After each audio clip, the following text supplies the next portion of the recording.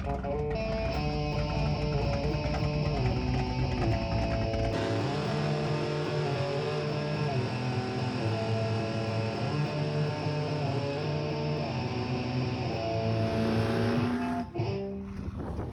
everybody, and welcome back to Seth's Car Show, where we talk about Mustangs, and we get you all pumped up about Mustangs, and we just eat, sleep, and breathe Mustangs.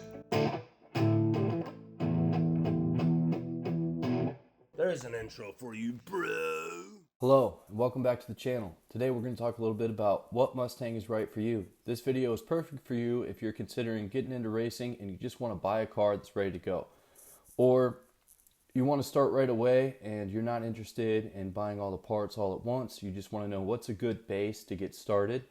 We're not going to talk so much about modifications today in this video. If you have a Mustang that you're interested in modifying, or if you want to see what parts I chose for my Mustangs and my builds, I'll make a separate video for that. But today we're just going to talk about what Mustang's right for you and where to start based on certain price points. The price of Mustangs seems to fluctuate. About a year ago, I was looking at V6 Mustangs. They were around $6,000, $7,000, $8,000. Today, I'm finding them a little bit higher, so don't stick on the price too much. It's just a general idea. It's going to vary based on what area you live in and the price of cars. They go up and down. So we'll start with the cheapest. The V6 Mustang, and this is 2011 and up we're talking about today. I'll make another video if you want a classic car, or if you're interested in a 2005 to 2010 S197. But I think the best for your money, if you're on a budget, is the 6-cylinder Mustang. Let's go ahead and take a look at that. The 6-cylinder Mustang comes with 305 horsepower Cyclone all aluminum 6-cylinder engine. Interesting fact. So if you have a 6-cylinder 2011 Mustang, it will actually beat the V8 from 2010. They're not slow cars, and they are good. They're lighter than the V8s. They handle just as good. You can do a lot to make them handle better. And 305 horsepower is still no joke. That's a pretty quick car. You can see here they vary. This one has 130,000 miles on it, and it's going for almost $7,000. They go all the way up to $15,000. It's a pretty good base. It's a pretty good place to start. Now let's go up to 2011 to 2014 V8 Mustangs. What you're getting for your money.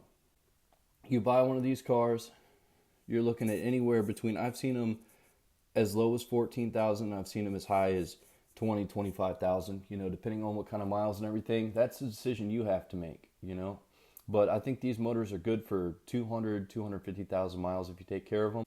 Mustangs usually don't get neglected, they get abused. So it's a pretty good place to start. 2011 to 2014 Mustang, they average 412 horsepower, and you're looking at a 13-second or to around 13.5 quarter mile time at about 105 miles an hour. It's the first year of the Coyote, which is a great engine, and you can do a lot to get a lot of power out of those. So it's a very good base, and it's where I started my project. My project was a 2011 Mustang GT without an engine. Very good base.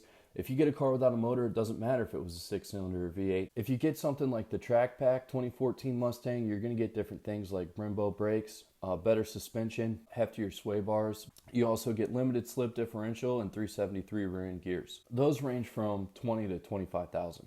Now, if we're going one step up, this is a Mustang I would buy myself, and it's been on my list for a long time. Possibly one of the next Mustangs I purchase. 2012 Laguna Seca. Now, the Laguna Seca, it got a special edition of the Coyote known as the Roadrunner. The Roadrunner Coyote comes with 444 horsepower.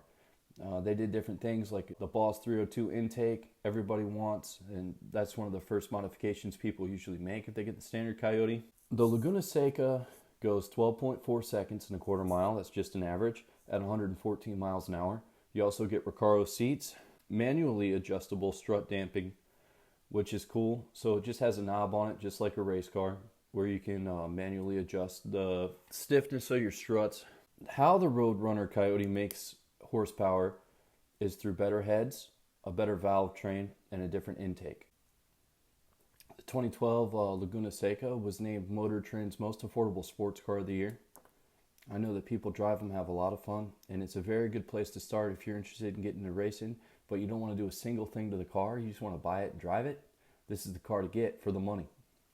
I've seen them range anywhere from 30 to 50,000, depending on how many miles, and I'm sure they have different packages, just like any other Mustang. But for around $30,000 to $40,000, you can get into one of these Mustangs and just hit the track and have fun. But that's a dangerous price point for these cars, because there's a lot of cars between $30,000 and $40,000 that I'm sure are a lot of fun to drive. That's Corvette territory, S550 territory. You know, you can buy a more modern, independent rear suspension Mustang. So it's really just based on your own preferences. You can see here, this is a 2012 Laguna Seca going for $32,000. 0 to 60 in 4.4 seconds. Very clean car. This is another example going for almost $50,000. Only 427 miles, which I think is pretty cool because Ford does make a 427 and that's just an iconic motor.